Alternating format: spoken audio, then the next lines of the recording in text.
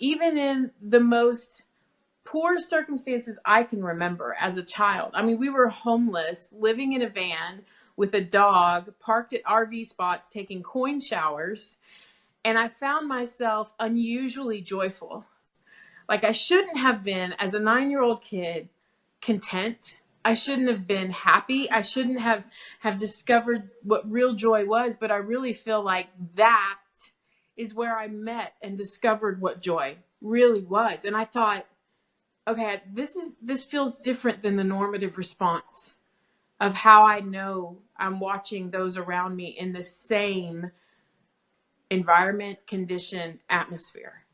And man, I know that for me, I don't see much difference in who I was then with who I am now. I do see this ability to really embrace the life that I've been given to come into a new space where I have joy to offer to other people as well. Yeah, I feel like I was kind of all over the place, but maybe you're in the perfect place.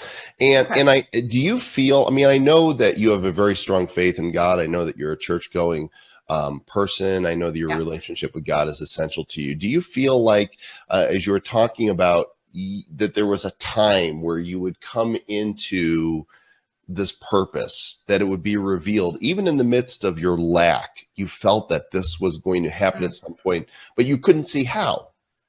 You know, if you go the faith route, and listen, I'm not like sensitive to the point where I'm just like, I walk on eggshells, but I know that I love people so much that I never want to say anything so divisive. And I know religion can be that way. But when I'm talking about my personal faith, there's one verse that I've read growing up over and over again in the Bible.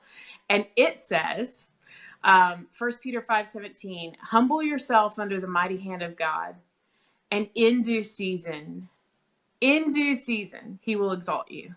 And I feel like all these days leading up to that May 19th was a continual learning of just how to be humble, just how to say, God, you're enough for me. Even if nothing else of my dreams come. And even if nothing ever comes through that I feel like I want, I'm okay with being just somebody that you love and that you would want to use. And because of that, I feel like what happened was that in the due season, in that right moment, is when everything it just launched. And listen, I don't think that's the only moment.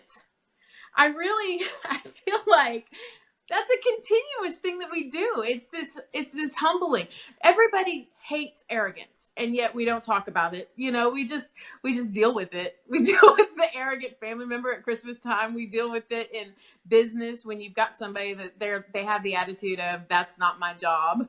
They don't have a servant bone in them. And I'm not saying slavery. I'm talking about just being kind to people and serving people and realizing I'm not the best that's out there.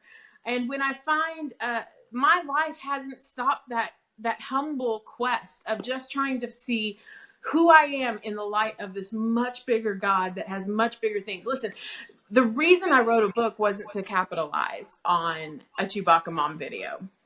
The reason I wrote a book is because I know it'll far outweigh my life. Like, it will be on shelves further than what my days will be on this earth.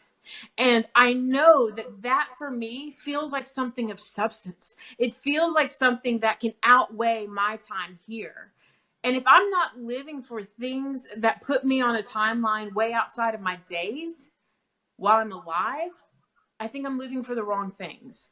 And so for me, it really, all of this has been my faith saying, I want to humble myself under God's hand, because he always has better timing. He always does good stuff. And I really think he's better than we think, or give credit.